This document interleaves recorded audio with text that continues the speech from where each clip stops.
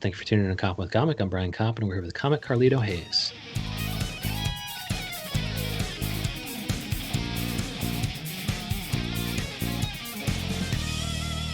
Carlito Hayes, how the hell are you? Hey, what's up, man? How's it going? It's You going can't good. complain. We're doing all Oh, right. good. Yeah, thank you so much for coming on. I know I follow you being funny online during the quarantine. You are Carlito Hayes at both Instagram and Twitter. This is correct. And This is thanks for having me on. Oh yeah, it's totally my pleasure, man. I think yeah, some former guests with Tim. Was it Tim? I think we both know Tim. Fuck, man, the fucking last name is escaping me. He's hilarious, but his episode was so fucking long ago, and I think he was thanking you for taking him through the Twitter basics. I fucking my lord, I'm gonna have to look that up. I feel so fucking stupid, but that's how I kind of became aware of Carlito Hayes. What kind of gigs you got coming up? Right now, because of the COVID, I'm not really doing too much stand up, but I've been just guesting on stuff. I know tomorrow I'm doing Todd Monacy's got an IG show. Oh yeah, Also I would yeah, that's it. Like it's actually been doing pretty good. I like that. I like just checking it out sometimes. yeah. Um, you know. Yeah, I'm hoping to have him on. I think next couple weeks from now, I might be able. I think I'm scheduled to have him on. So we'll hope someday we can make that happen, because he's having on. Does he have like several comedians on per show? I usually he does. He's got a couple on, or like they'll just like shoot the shit. I think he has like two versions of the show. Okay. It's worth checking out. It's a lot of fun. Yeah. Oh no, he's a fucking super scenester, man. So I've always seen him around, and so you're gonna be on that show, and are you doing any kind of you just kind of tweeting out the funny, and are you doing? I guess I see on your Instagram you're kind of screen capping or whatever the tweets you're doing. Can we look for? I mean, are you doing any comedy videos and stuff like that? I actually did do a couple, but I didn't put them up because the quality was so bad. Oh, okay. And just trying to figure out how I can go back in there and just retweak that. There's a couple things I'm working on that I want to put out because this is especially the time to do the content. Yeah, yeah. And I think the dude I was thinking about is Tim Warner, man. Have you done comedy with Tim Warner? You know what? The last time I worked with Tim was that comic strip, Okay. and it was a really fun show. I love Tim. Yeah. He's really great to see. If you never get a chance, anybody listening, you need to see Tim Warner. I think he's got an album out. You should check out Yeah, he's his got podcast and stuff. special, yeah, special and stuff. That's cool. Yeah, man, I love that guy. The last time I worked with him was at comic strip, and I was so out of my mind. I barely remember being on stage. Well, It like was. you were It's high on something? Oh my God. We weren't even supposed to be doing the show.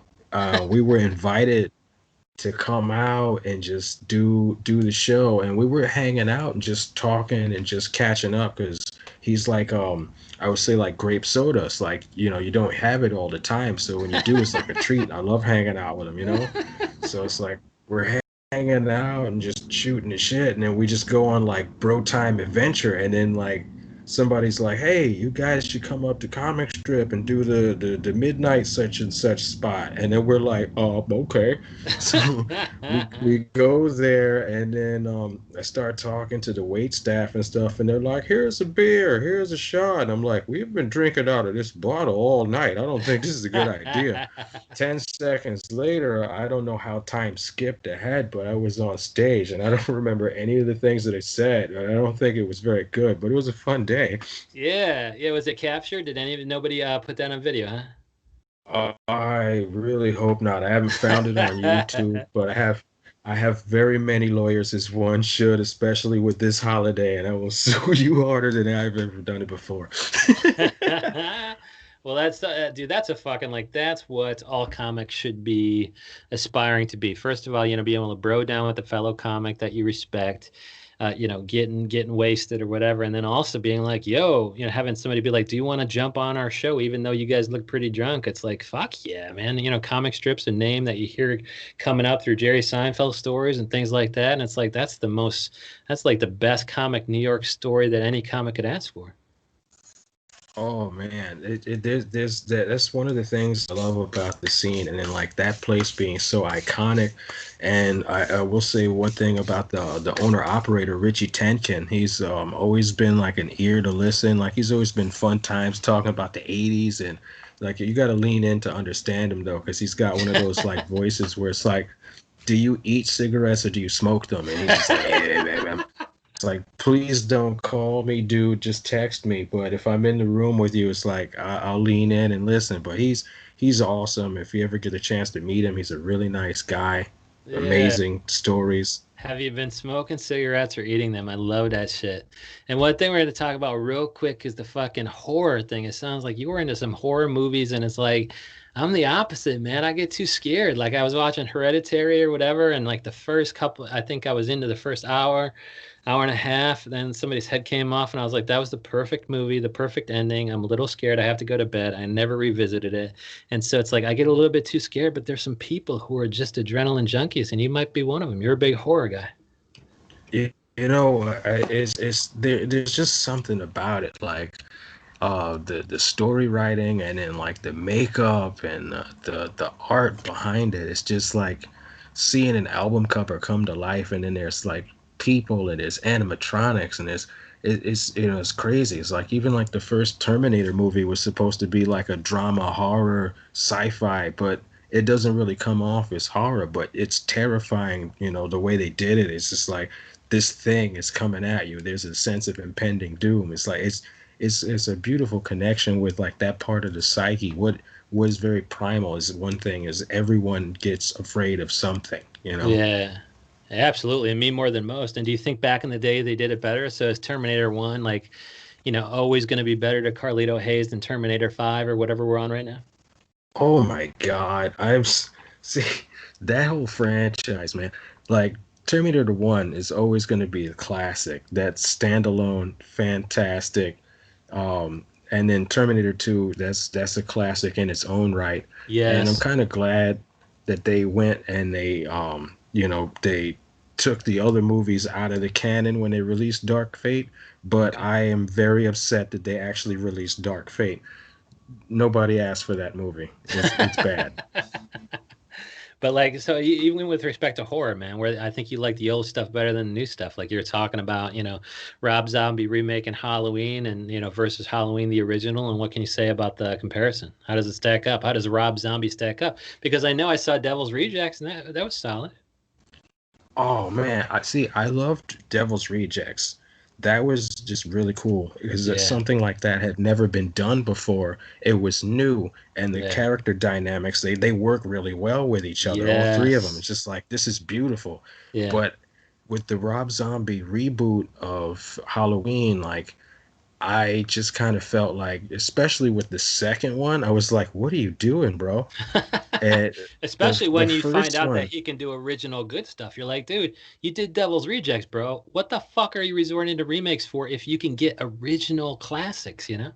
Yeah, I just chalk it up to they didn't let him do a lot of things that he wanted to do. Okay. Um, but at the same time, I'm just like, there were some interesting takes on like the first reboot, like where they tried to delve more into why Michael is like that. But it it just it doesn't hold. Like if you watch it today, you're just like, I can't do this to myself again. And I respect that man. His music is great. I grew up listening to that. Like I love his artwork. Yeah. This is like this looking into someone's mind, and if they're sharing a piece of that inner self with you every time they make something and put it out. I just feel like I hold him in such a high regard that I wanted to see something else. And I guess, yeah, I mean, I think Carlito Hayes is going to be the next Rob Zombie because you're also into music. And that kind of leads me to the related question, which is there's another musician in that Devil's Reject movie. Do you know who the character, who the actor is who has a fucking amazing side project? Who is it in Devil's Rejects other than Rob Zombie? Oh man, I want to say it's his wife, but I'm not sure. Yeah, it's Bill Moseley. So Bill Oh Moseley shit, is with Mosley. is with Buckethead. Do you know who Buckethead, the speed guitar guy? Yeah. Yeah, and Yeah, so he has he has his own band, and oh then he dude, was and hanging out with Guns N' Roses for a minute? Oh, sure. Yeah. So, I mean, Buckethead has 80,000 albums, one of which is, the Guns N' Roses Chinese Democracy. He has some solos on there. But his comedy product with Bill Moseley, they go by Corn Bugs, is amazing. Like Bill Moseley is allowed to be hilarious because Buckethead is just there with him. Like he's not always shredding. He's got some chicken picking, like banjo picking, and Bill Moseley has got the best voice ever. And so it's like spoken word, where Bill Moseley is doing hilarious spoken word over the most interesting guitar you'll ever see, and the most proficient. Because Buckethead is amazing. So that's something you're gonna have to check out. And so I guess the question I Hell have is, yeah, yeah. is Carlito Hayes. I know you're into death metal and things like that. Like, are you aiming to be the next Rob Zombie, and how does comedy fit in? Like, are you bringing any horror stuff on stage? Like, is the same adrenaline there, or are you just like, that's just what you're creating, man? You're writing some stuff, you're putting some music out there. Are you writing horror films? Are you scoring horror films? Because these are things you can do yourself. Some people at a lower level on the filmmaking thing is like, I can do a horror movie, I can't fucking believe it, I'm gonna do it. Okay. Wow. You know what? That is awesome. For one, like that would be that's a hell of a compliment. Like to be able to be anywhere and even near Rob Zombie. I respect that man so much. Yeah. As far as death metal goes, like I grew up on stuff like, of course, Cannibal Corpse, Obituary, Entombed. I played myself for 15 years. I played death metal, various Wow. bands that didn't go anywhere. Okay.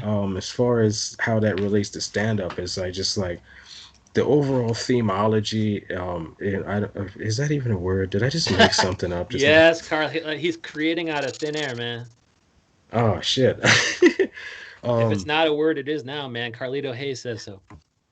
Coin it and trademark it. Whoever's in the department there to do that, somebody get on that. Get on that. But it's like the overall themes, they tend to be of darker nature, and I feel that we all have something inside of us that brings great pain, and in your pain, being able to bring that to the stage and someone can find a commonality in it, even if they don't relate to it directly, they Yeah. can still laugh at that. So it's like I deal with the darker parts of life, like, you know, um, divorce, cancer, and I just try to make you come on board with my brand of bullshit and we just ride off into the sunset together. And have you found people in the audience kind of be like, yeah, thanks for talking about this dark shit. I thought I was the only one going through it. Sometimes yes, sometimes no. Um, you know, I didn't need to hear that shit, Carlito. Take it out of the comedy club. uh, like sometimes, like I've had times where I've mentioned some things that, say maybe somebody like, oh yeah, I've had to clean up all kinds of stuff that came out of, my significant other when, she had a diabetic whatever. It's like I can relate to that. Or it's like, oh yeah, no, that, I've never been hit by a vehicle like that either. I've lost a couple of friends. It's just like, hey, I'm glad I could bring that up and it didn't send you into a dark pit of despair. And they're like, no, it was cool. You kind of helped me get through something that I was going through. But on the other hand, where you like mention something, I've actually done a show. I did a show with another comic out in Atlantic City, and they kind of gave us, the no speech, like don't talk about this, and I'm just no comic likes to be told what they can and can't say. Right. But before we all went out there on the road together, and it was just kind of like, all right, let's see what this is about. You can always take a word and change it and still do the same material and not, there's ways to do it because there's some places where you're like not allowed to quote unquote blue. It's just a level of professionalism knowing how to do it. Yeah. And I think she did a joke about SIDS, and this woman in the audience just died right there. And she went to the booker and she was hysterical. There was nothing you could do to console this woman. Oh my God. And I was told that there were a bunch of things that I couldn't talk about either. But of course, in true fashion, I did, but I knew how to change certain words so they didn't hit as hard, but didn't lose Uh, the impact. So okay. I was invited back to come back and do the show again. Yeah. But after a very stern talking to, this other comic was basically in the hotel for the rest of the weekend, No. not doing anything. And I Holy felt shit. horrible. Yeah. I didn't even want to perform the next night or any of that stuff because it's just like, well, this is what it's supposed to be. We're supposed to get up here and entertain people with whatever. Yeah. This is what we came to do. You know the name of the game, but it didn't work that way that time. And it's sometimes you can just see where it's even happened to me, directly, but I was able to take that ball and run with it a different way. Not all of us are, like, I guess, seasoned at the time when it happens, and you have to learn it. It's just, it can be crazy. Sometimes they buy you a beer, sometimes they want to see you outside. I don't know. But that's funny. You took the ball and you ran the other way. I mean, that's in the context of SIDS, that could be morbid hilarity. It's like, yeah, I took the baby and ran the other way. But that's an Yeah, man. awful joke by me. But if anybody can handle it deftly, it's Carlito Hayes, because we follow here your Carlito Hayes across all social platforms. And when can we see you do stand up next? Are you doing any Zoom shows or Instagram live shows or? I have not done any Zoom shows. I've thought about it, but I've heard a lot of things about how it doesn't translate well because of the interaction. So I Yeah. haven't done that, but I would try it. Everything, you should always do it once before you shit on it or before you praise it. Yes. So if anybody wants to book me for that, I would say, hey, I'll do it. I don't have anything lined up right now. I'm looking into doing some of these outdoor shows at some point. It's just tricky because we're in the COVID times and everybody trying to be as safe as they can. I personally take care of my elderly grandfather, so I don't want to bring anything to him. Yeah, yeah. So Good, good. I It's great. It's haven't great to hear. But that's why they have you on shows. I think what you said, Todd Montesi, is that how you say his name? Like he's gonna have you on. When is that coming out? that I believe that is actually tomorrow's show. That's going to be on the 20th. But there's definitely going to be more to check out. Good. So I would say stay glued to my social media, and I also you can find me at like, you just grab my email, you can book me, that kind of thing. I do respond fairly. I like to talk to people, so if you talk to me, I'll talk back. You hells yeah. And that's why Tim Warner is giving you a shout out on Twitter. He's like, thanks Carlito Hayes for teaching me how to do Twitter. And I look at his Twitter, I'm like, dude, thousands of people follow you, Tim Warner. Like, what do you think in me? I think he thanked it was both maybe or something. But I was like, what are you talking about, Tim? You have thousands of people on there and it's like you don't need help. Like you're just a fucking hilarious dude. But I love Yeah, the he's fact, amazing. oh yeah. And I just love the fact that you're like, yeah, don't shit on anything until you try it once. And that's why Carlito Hayes is doing music. He's doing stand up, he's doing writing, he's doing all these things. And so, yeah, hopefully we're looking at the next Rob Zombie. Carlito Hayes, thank you so much. Anytime. It was a pleasure. Thank you again. If anybody's not, they need to be listening to this. This is an awesome show. It's a lot of fun.